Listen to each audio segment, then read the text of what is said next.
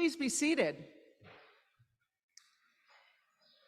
I'm going to call out the names of our graduating high school seniors, and I'd like for you to stand and remain standing so that we can see you. We will bless you at the end of the service, but I want everybody to see you now. So here we go. Eli Barnett, Gunnar Brown, who's in California, but we can see him in our mind's eye. Nina Freeman, Tabitha Guest, Grace Lakinski, Sophia Miliono, Trevor Swan, and Amina Thompson. Let's give them a hand.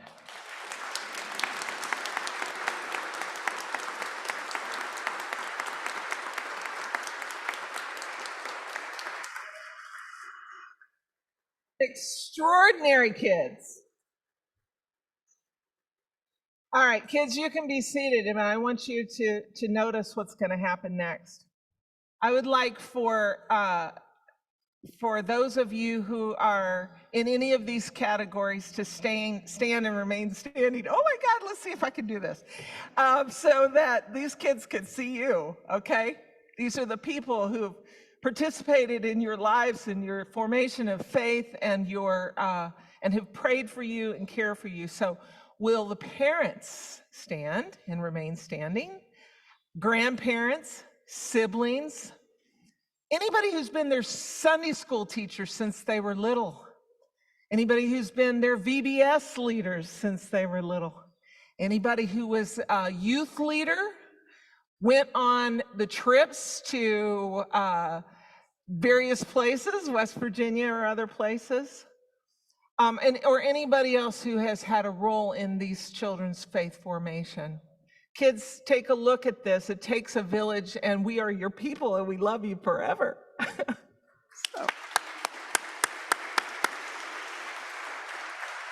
Please be seated. Nina and Eli and Amina want to say a few words. If you guys can come start making your way to me. Come on, Eli, Nina, and Amina, yeah. These are extraordinary young people, and we love them deeply. I think I'll wait and say a word at the end, and I'm just going to let them say what they want to say. So, Amina, do you want to go first? Okay. Anything you want to say? Okay.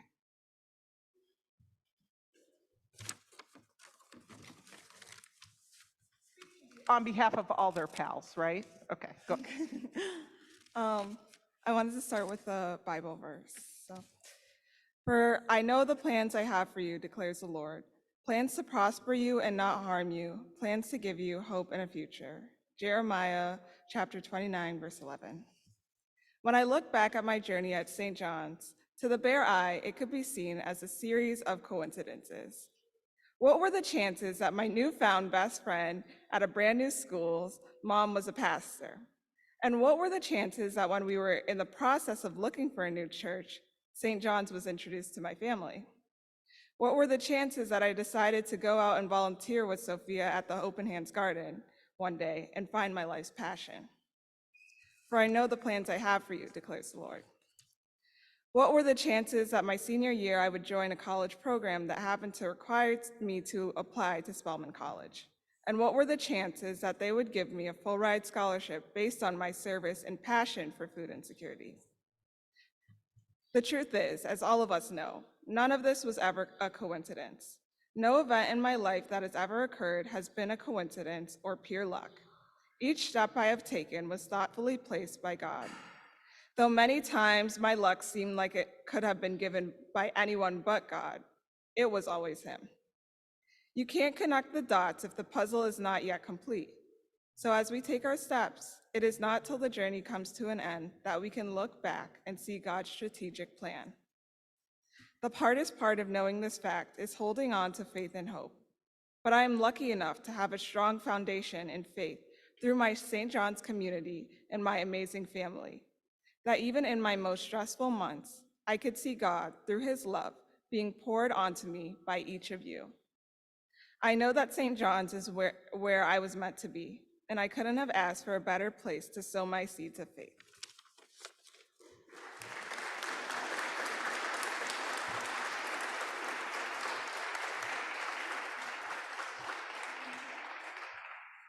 I'm not going to be up here for long, but I just feel like I should say a few thank yous before I'm gone up here. So the first thank you, I'd like to thank Beth for everything over the years for my family and everything you've done. I really, truly appreciate it, and you don't know how much I love you. Thank you so very much. I'd also like to thank my parents for helping me with everything throughout life. It's truly a blessing to have them in my life. I'm very appreciative. Also the Swans and Miss Sandy, thank you so much for being family. I love you guys. Kathy, Marianne, thank you so much for everything. Cindy Fellner, thank you so much. Joyce Morey, my prayer partner, still praying every day, going strong. Veronica, Holly, and Kevin McLogan for all the youth things. It's been truly a pleasure to grow up at St. John's. Cole and David Kaiser, just all the kindness and love. I really, truly appreciate it. St. John's has always been a home for me, and it's going to continue to be a home. Thank you so very much.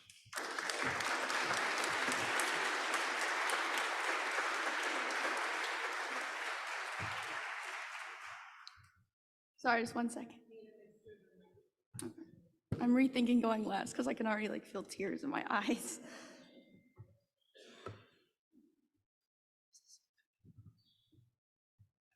I should have printed this out, but it's on my phone, so we're going to be looking at my phone the whole time.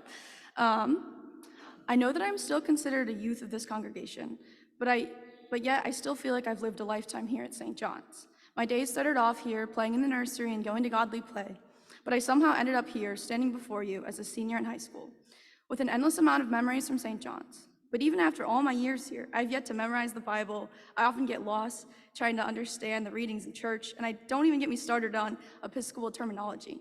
You can count me in for acolyte, cross, and Jesus, but anything past that is a 50-50 chance. And some may wonder, why am I even here if I still can't recall biblical stories and I don't know the difference between Epiphany and Lent? But I would say that I am here living firsthand through the miracles of God each and every day. These miracles are the relationships I've built here with friends, family, mentors, leaders, and more. These miracles are the experiences I have had here, everything from our week-long mission trip to West Virginia, all the way to the monthly Sunday breakfast. This congregation has ingrained within me the importance of service to others and shown me the community and fellowship that grows as a result. I feel like I could honestly write my own Bible, Nina's version, right now, just like Taylor Swift. I hope that me saying this doesn't break any of the 10 Commandments. But anyways, I just know that I have so many incredible stories to share that inspire me and have shaped who I am today. My Old Testament would probably be filled with vacation Bible school stories, accounts of Godly Play lessons, and details of youth group lock-ins and outings, while my New Testament would speak to my experience acolyting, working on vestry, and doing First Sunday breakfast. And sprinkled in would be the vital and inspiring stories of those who have made all these things possible. My family, Miss Beth, Miss Holly, Kevin McLogan, Miss Sandy, Veronica Griffin, and many, many others. And so even as I'm about to embark on a new chapter of my life, one that is going to relocate me, I know that there will always be a little invisible string that ties me to these church and these people. When I was younger, I had a book called Little Miss Ladybug and Her Magical Red Thread. It tells an adoption story of a couple connecting with their adopted child. Oh my gosh. And centers around the ancient Chinese belief that an invisible red thread connects those who are destined to meet, regardless of time, place, or circumstances. The thread may stretch or tangle, but it will never break. And my thread surely knew what it was doing as it connected me all the way from Jiangxing, China, to this church of all churches. It may have been stretched out during COVID or gotten tangled along the way, but never able to be broken.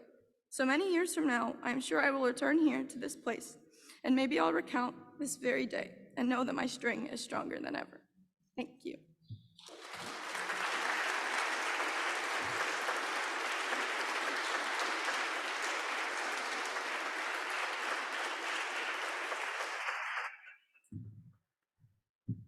You guys can be seated. I am a complete mess. Nina, don't ever apologize for your tears.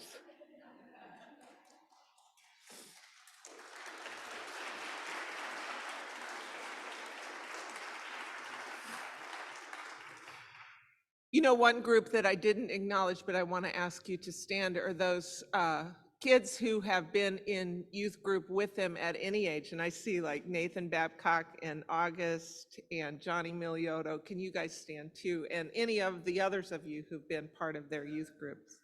Yeah. Yes.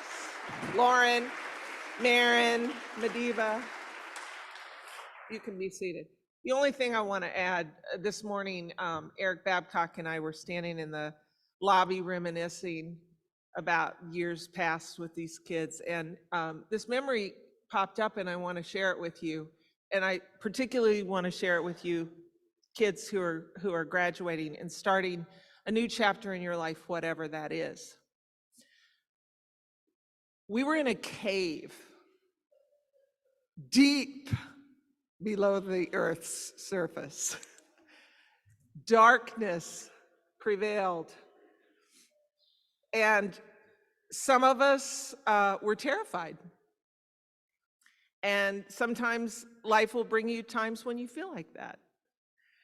And I remember when we were coming up out of the cave, we were tired and it was really hard. This was not like a path to just walk upright. We were sometimes horizontal, sometimes crawling out of crevices that were very, very narrow.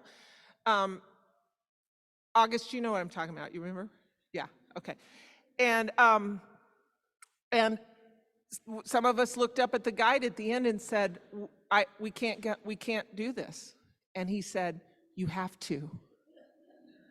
You have to, and you will find people in your lives that will help you. Your supervisors and your professors and the people that you choose for the next journey as your friends. But remember that we are always your family.